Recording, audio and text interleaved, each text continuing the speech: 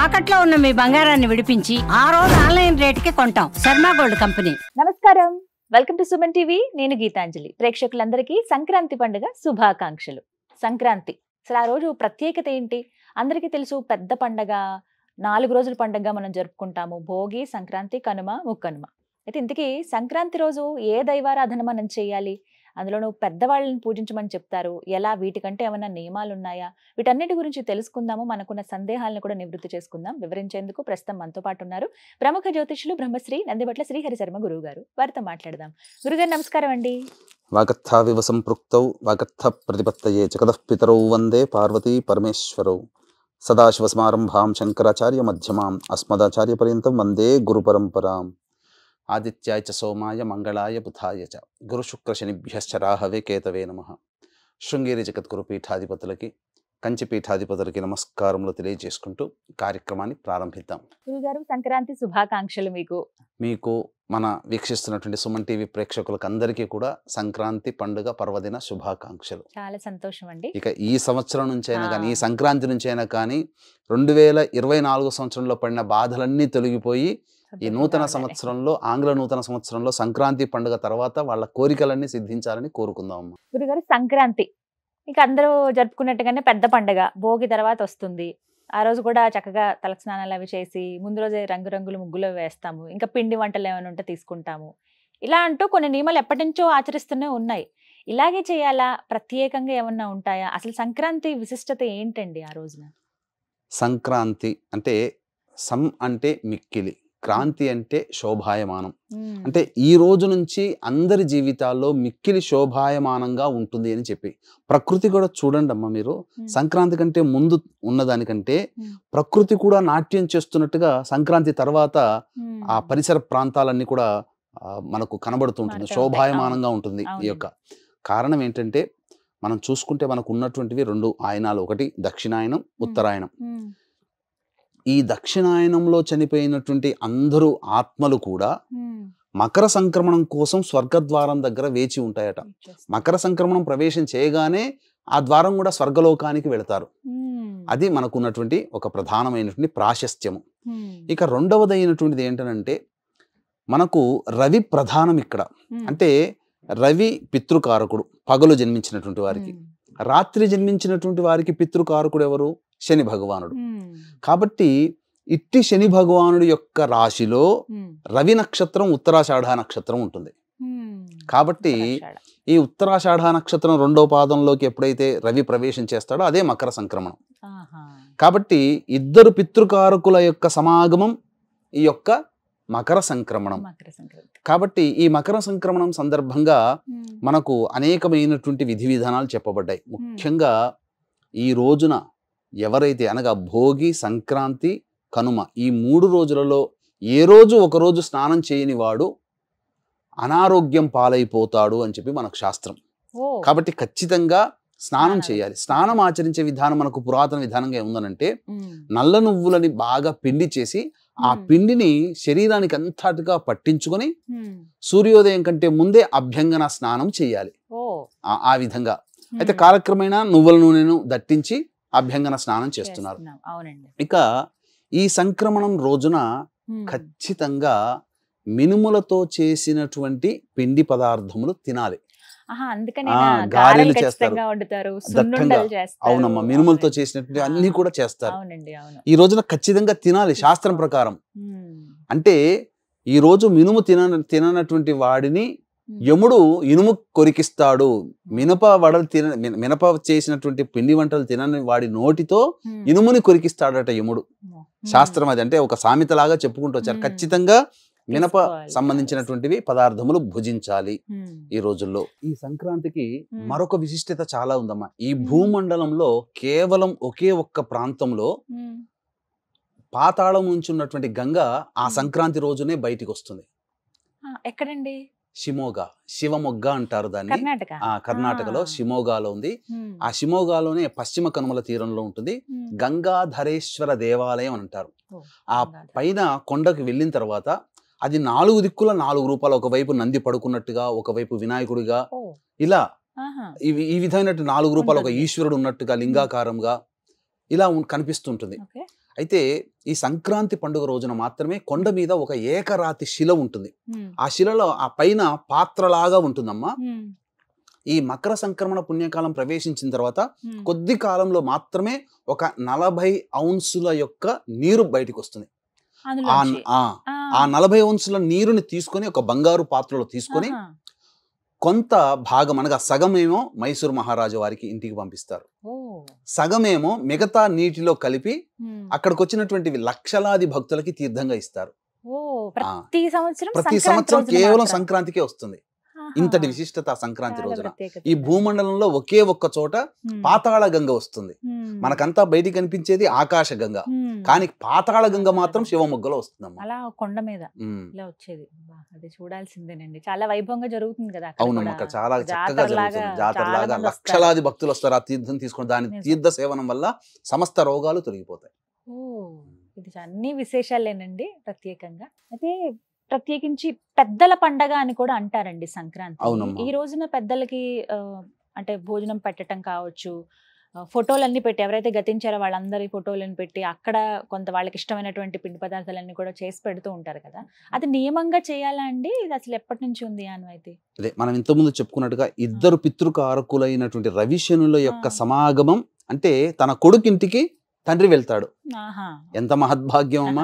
అంటే ఏంటి, ఇక్కడ మీరు గమనించుకోవాల్సిన అంశం ఏంటంటే జ్యోతిష శాస్త్రం ప్రకారము కొడుకింటికి తండ్రి వెళ్తున్నాడు. అలాగే ఆ కొడుకులు కూడా తమ తండ్రిని ఆహ్వానించాలి. శని ఆహ్వానిస్తున్నాడు, రానాన్న నా ఇంటికి రానాన్న అని. ఆ విధంగా భూలోకంలో ఉన్న ప్రతి మానవుడు తమ గతించినటువంటి పితృదేవతని ఆహ్వానించాలి. ఈ విధంగా చేయాలి. అప్పుడు ఏంటంటే ఈ అన్ని భోగుల సంక్రాంతులు అన్ని భోగి పండుగలోకెల్లా ఈ యొక్క 2025 సంవత్సరం అందరం అదృష్టం చేసుకున్నామని చెప్పవచ్చు వీక్షించేటువంటి ప్రేక్షకులు కూడా. ఎందుకంటేనమ్మా ఆ రోజు అసలు పుష్యమాసం అంటే పుష్యమీ నక్షత్రము ఉంటుంది, పౌర్ణమి కదా. కానీ ఈ సంక్రాంతికి 9:50 తర్వాత పుష్యమీ నక్షత్రం ప్రవేశం చేస్తుంది. అంటే పితృదేవతలకి అమూల్యమైనటువంటి రోజు ఈ రోజు. ఉదయం అంటే రాత్రి? ఉదయం అమ్మా. మకర సంక్రాంతి ఎప్పుడు పుణ్యకాలం ఉదయమే వస్తుంది, కొన్ని సందర్భాల్లో రాత్రి ప్రవేశం చేస్తుంది. అయితే ఈసారి సంక్రమణం 8:50 మకర సంక్రమణం ప్రారంభమవుతుంది. 10:19 తరువాత పునరుసు నక్షత్రమే పుష్యమీ నక్షత్రం వస్తుంది.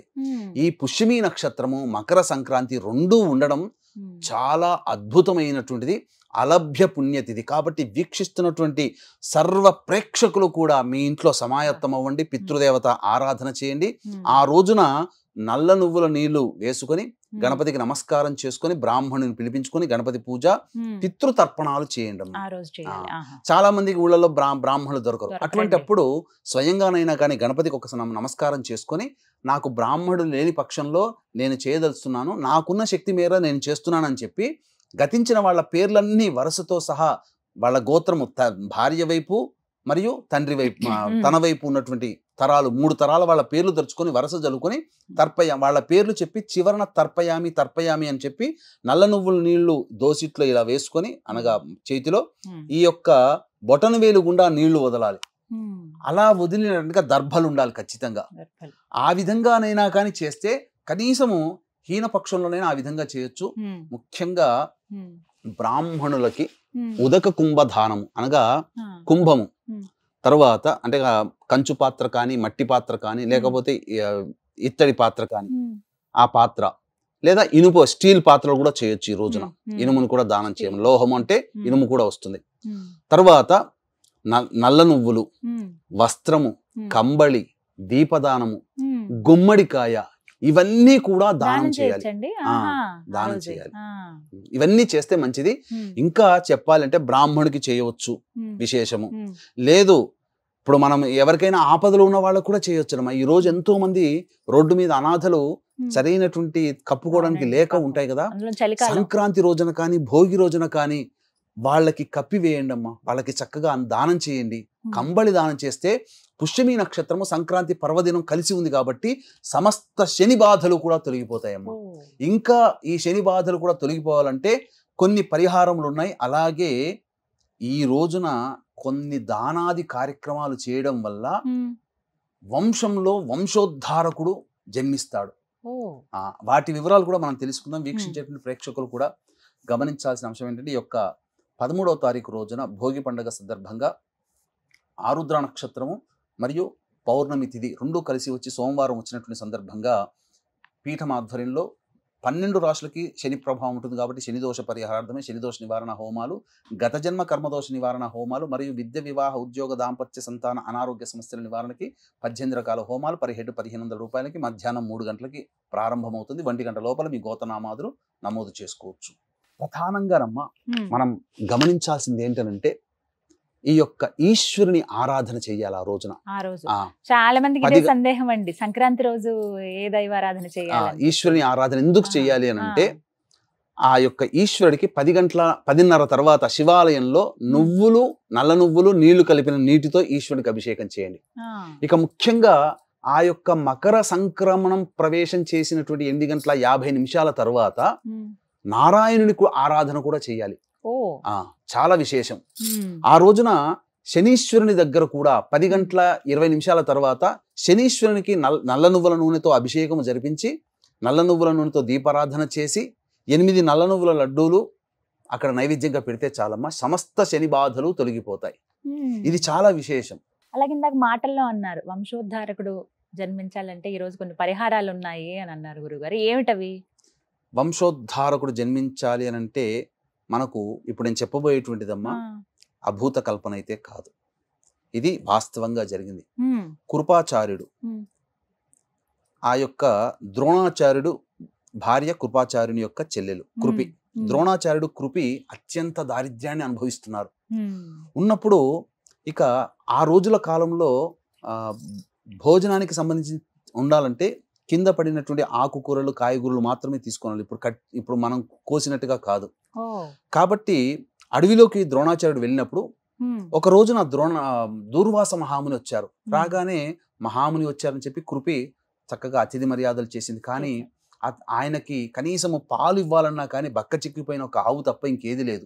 పరమ దారిద్ర్యాన్ని అనుభవిస్తుంటుంటే అంతటా దూర్వాస మహాముని బాధపడుతున్నటువంటి ఆ కురుపిని చూసి, ఎందుకమ్మా బాధపడుతున్నావు అంటే, వివాహమై ఇన్ని సంవత్సరాలు అయింది, మాకు సంతానం కలగలేదండి, పోని సంతానం కన్న తర్వాత ఎలా పెంచాలో కూడా మాకు దారిద్ర్యం అనేటువంటిది ఉంది, కాబట్టి దరిద్ర బాధలు తొలగిపోయి సంతానాన్ని, ఉత్తమమైన సంతానాన్ని, వంశోద్ధారకుని పొందాలనే ఆలోచన ఉందండి, కానీ భగవంతుడు మా దారిద్ర్యాన్ని తీర్చలేడు అని అంటే, చాలా చక్కటి సమయానికి నేను వచ్చానమ్మా, ఈరోజు మకర సంక్రమణం కాబట్టి చక్కగా లేచి మకర సంక్రాంతి విధానాన్ని ఆచరించి నీవు నాకు పెరుగు దానం చెయ్యి, బ్రాహ్మడిగా నేనున్నాను, అప్పుడు నీ అభీష్టం నెరవేరుతుంది.